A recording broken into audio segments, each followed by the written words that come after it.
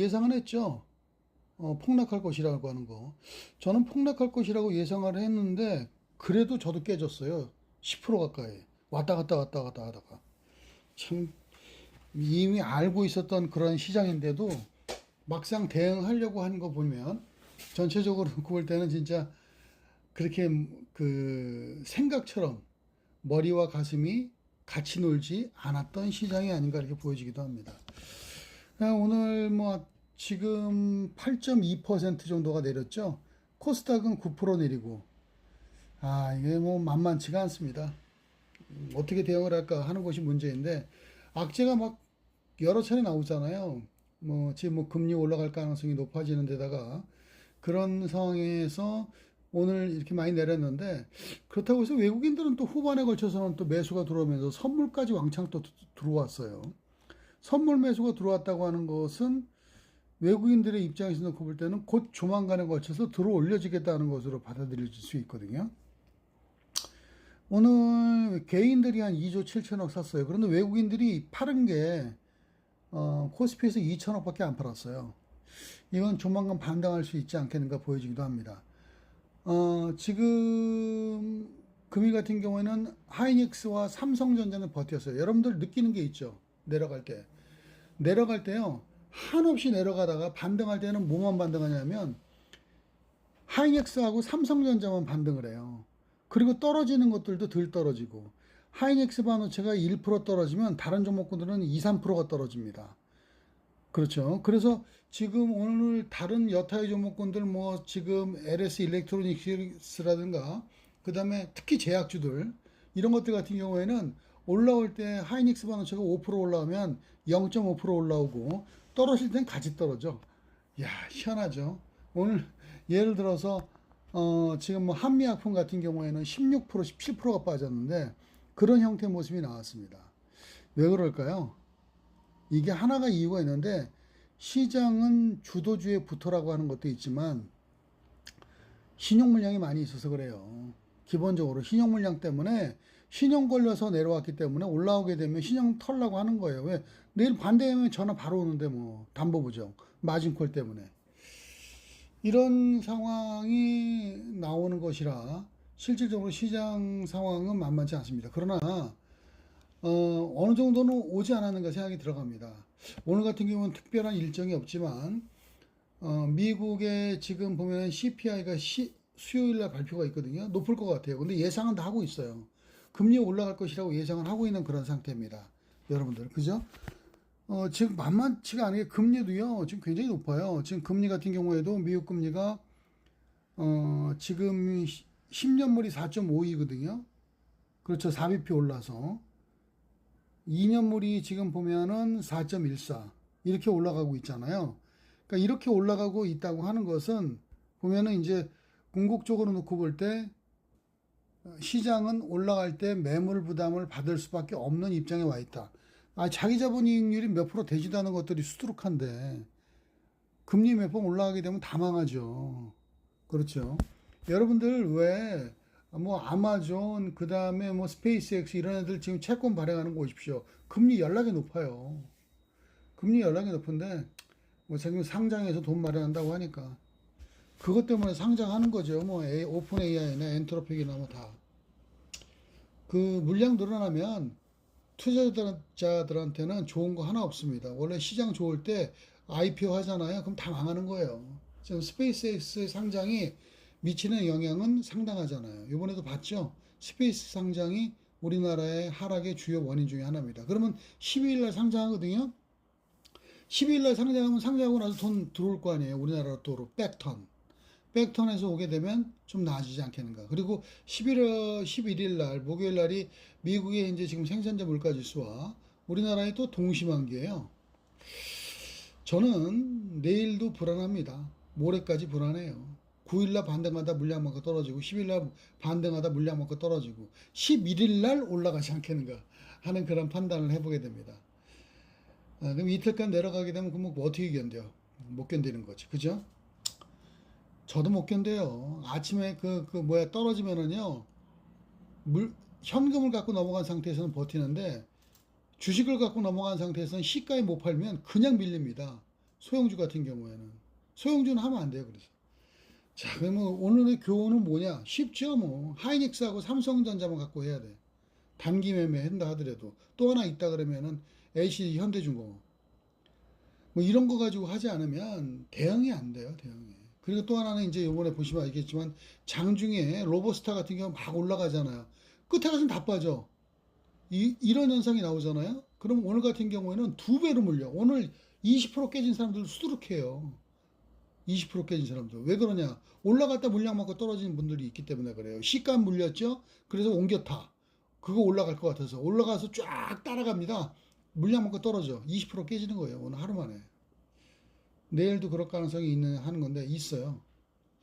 하지만 오늘보다는 낫지 않나. 자, 여러분들 내일 같은 경우에는 볼까요? 그나마도 지금 보면은 해외 증시 쪽에서 이민이 나스닥 100이 올라가고 있습니다. 그렇죠. 그러는 바람에 여기 지금 화면에 보이시죠? EWY 같은 경우 선물이 3.0이 올라가고 있어요. 내일 반등하겠네요. 그죠? 반등하면 어떻게 하죠? 반등하면 때려야지 뭐. 자, 지금 마이크론 테크놀로지가 3.86. 그렇죠. 그 밑에 보시면은 마이크론 테크놀로지보다 더 많이 올라가는 거 있죠. 1112. 제가 보기엔 최근에는 1112가 더 강한 것 같아요. 근데 우리나라에는 1112와 연관되는 한미약품이 왕창 빠지고 있어요. 왜 그럴까요? 아까 말씀드렸잖아요. 그렇죠. 지금 바로 선물 때문에 그렇습니다. 선물. 아, 선물이란다. 저기 뭐야, 그 신용 때문에. 그렇죠. 신용이요. 계속 줄거든요. 그런데 한미약품 같은 경우는 신용이 늘어. 오늘은 모르겠는데 6월 5일 날까지 신용이 계속 늘어요. 11%에 있다가 20% 넘어서 30%까지 늘어요. 떨어질 때 다 받은 거죠. 그냥 객사하는 거예요. 이러니 지금 이제 이걸 어떻게 사가지고 끌어올리겠어요. 이거 한번 객사 전부 다 제가 보기에는 10%대로 떨어져서 15% 이내로 떨어져서 일단 사망한 상태에서 들어가지 않으면 한미약품은 나중에 대박이 날 가능성이 있습니다. 그런데 문제는 뭐냐면 CPI와 PPI에서 그러니까 요번에 지금 보면은 이런 종목 같은 경우에는 미국의 CPI 소비자 물가 지수가 올라가면 어떻게 되겠어요? 또 금리 인상 얘기 또 나오잖아요. 그럼 그때 또 죽어. 그러면 이제 수요일 날 죽어. 그럼 수요일 날 죽으면 제가 그 죽는 날이 다음 날에 이제 그 반대매 물량을 받아서 남의 전의 시체를 밟고 와서 그때 사야지만 되는 거예요. 지금은 그렇기 때문에 신용 조심해야 되고 그리고 대형주 가지고 운영하는 건 맞다 이렇게 말씀드리겠습니다. 그러면 어떻게 지금 이제 종목을 한번 보고 내일에 움직일 만한 종목을 한번 살펴보고 그리고 이제 지금 대응책 한번 마련해 볼게요. 근데 여기 보시면 선물 보시면 그래도 반도체가 좀 나을 것 같아요. 내일. 뭐 TSMC라든가 그렇죠. 뭐 인텔이라든가 특히 이제 지금 뭐 현재는 마이크론 테크놀로지 브로드컴도 올라가고 있고 1.7 브로드컴이 중요하거든요. 삼성전자보다 시가총액이 높으니까 브로드컴 같은 경우라든가 그 다음에 마이크론 테크놀로지 3.84 올라가고 있는 이런 모습이 우리한테는 즐거운 희망을 줄 수 있다. 그래서 지금 현재의 하이닉스 반도체가 시간 외 거래에서 애프터마켓 시장에서 한 2% 가까이가 올라가는 겁니다. 내일 같은 경우에는 2% 이상 올라갈 수 있겠다 하고서 돈 더 주고 사는 거예요. 자, 일단 종목 한번 볼게요. 종목은 어떤 게 나을 것인가? 너무 뻔합니다. 일단은 나열만 할게요. 삼성전자, SK 하이닉스. 이거는 뭐 두 개는 뭐 같이 가는 거죠. 지금 현재 4.98 그 빠지고 있고 삼성전자 8.05 빠지고 있는데 탄력은 하이닉스 반도체가 좀 좋습니다. 그렇죠. 좋고 그 다음에 이제 지금 보면은 제가 왜 또 그 금융주 같은 경우를 일단 제가 말씀을 드리냐면요. 금융주 같은 경우에도 지금 보면은 신용이 그리 많이 없습니다. 뭐 KB금융 같은 경우에도 지금 신용 물량이 거의 없어요. 공여율이 1.35 정도가 되거든요. 거의 없는 상태에서 이번에 털려 있어서 오늘이 마이너스 11%가 됐는데 반전 가능성이 있습니다. 뭐 그 외에 신한지주 같은 경우에도요. 지금 보면은 오늘 같은 경우에도 많이 빠졌죠. 신한지주도 9.8 뭐 이렇게 빠지고 있는 상태인데 1.65 정도로 좀 줄어들어 있는 신용 공여 물량이 줄어들어 있는 그런 상태거든요. 삼성생명도 오늘 조정 잘 받았어요. 물론 뭐 삼성생명이야 그 지금 삼성전자 주식을 갖고 있으니까 이에 따라서 영향을 받긴 하지만 오늘 같은 경우 밑으로 꼬리를 달린 형태에서 쭉 끌어올리고 주고 있는 그런 모습이 나타나고 있는 겁니다. 물론 신용 물량이 거의 없어요. 요번에도 이제 상환을 많이 했거든요. 신용 상환을 많이 했기 때문에 실질적으로 놓고 본다고 하면은 지금 보면은 삼성생명 같은 경우에도 일단은 저점에서 반전하는 그런 형태의 모습이 나타날 수 있다 이렇게 말씀드리겠습니다. 전화가 자꾸 들어오네요. 죄송합니다.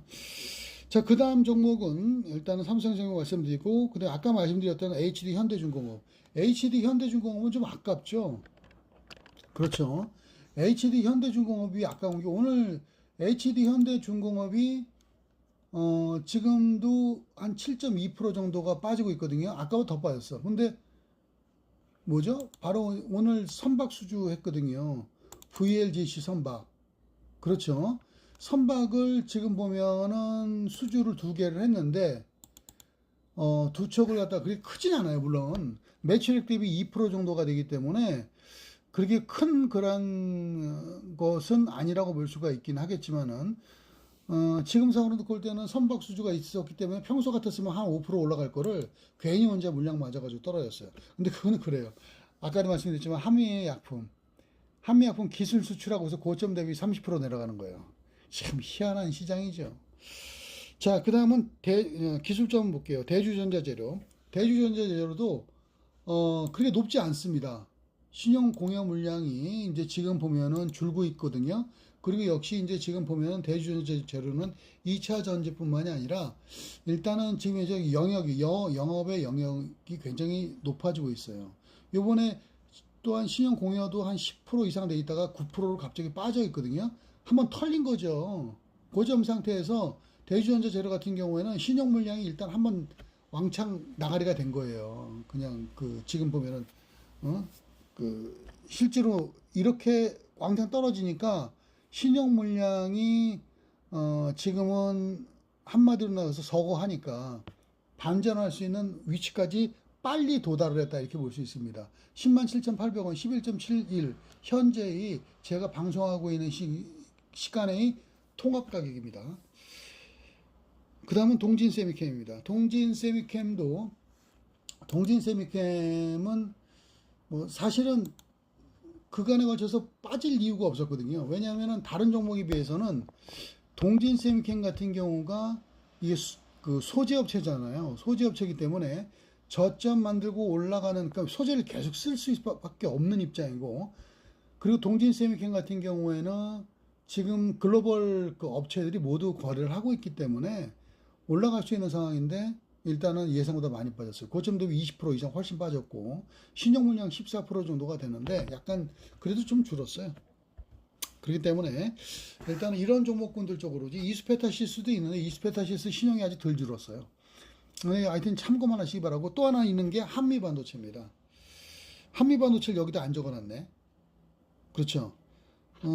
지금 한미반도체는 그러면은 지금 그 현재가를 놓고 볼 때 한미반도체는 안정적인 종목입니다. 그렇죠. 한미반도체 같은 경우에도 오늘은 8.47. 한미반도체가 고점 상태에서 예상보다 많이 밀려서 내려오는 그런 모습이거든요. 근데 한미반도체 같은 경우에는 매도 물량이 많이 깔려 있는 그런 종목이 기본적으로 아닙니다. 고점 대비 하락률 높아서 지금 현재 120일 이동평균선인가요? 이거? 120일 이동평균선까지 밀려 있는 상태인데 그리고 또 한미반도체도 지금 고점 대비 하락률이 높아서 기본적으로 신용 공여 물량이 왕창 줄었어요. 전부 나가리가 된 거죠. 그 지금 보면은 그렇죠. 이게 그 전문적인 말로 나가리가 된 건데 어찌됐건 지금 상태에서는 한미반도체 입장에서 놓고 볼 때는 저점 도달이 되어 있는 증거가 아니라 이제 지금 현재는 소식들이 그런 표시들이 나고 있어요. 25만 8,500원 저점에 매수할 수 있는 그런 상황이 아닌가 보여집니다. 그런데 이제 지금은요 이런 종목군들이 저점 매수하면 되느냐 하는 건데 내일은 좀 빠를 수도 있어요. 하지만 조금씩 공략을 하는 겁니다. 언제 많이 공략? 내일 15%. 그렇죠. 그 다음에 그 CPI 나오는 날 왕 좀 빠지면 20%.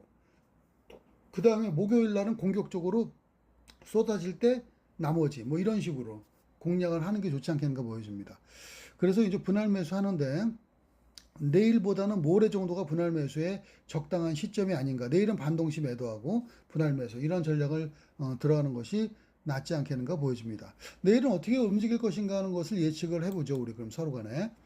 자, 오늘 같은 경우는 현재 말씀드리는 지금 이 시간에 지금 보면은 어찌됐건 EWI가 3.02 정도 올라가고 있고 이미니 나스닥 백이 0.71 정도가 지금 올라가고 있어요. 그렇죠. 0.71 올라가면서 지금 일라이딜리가 4.36, 그 다음에 마이크론 테크놀로지가 3.9, 4% 올라가고 있거든요. 이렇게 돼서 잘 끝나게 되면 크게 하락하지 않으면 내일 같은 경우에는 기술적인 반등이 반도체를 중심으로 해서 이루어질 가능성이 높습니다. 그럼 올라가게 되면 어떻게 되겠죠? 고점에 매도 물량 먹고 또 빠질 가능성이 높습니다. 왜? 아까도 말씀드렸잖아요. 수요일 날 CPI.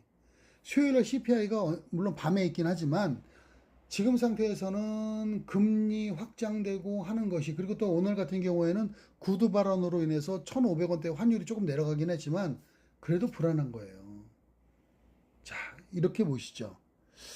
지금은 내일은 반등 시 매도 전략이 맞다. 그러나 갖고 있지 않으시면 어떻게 하느냐? 시가 무렵 매수한 다음에 반등할 때 매도 가능하고요.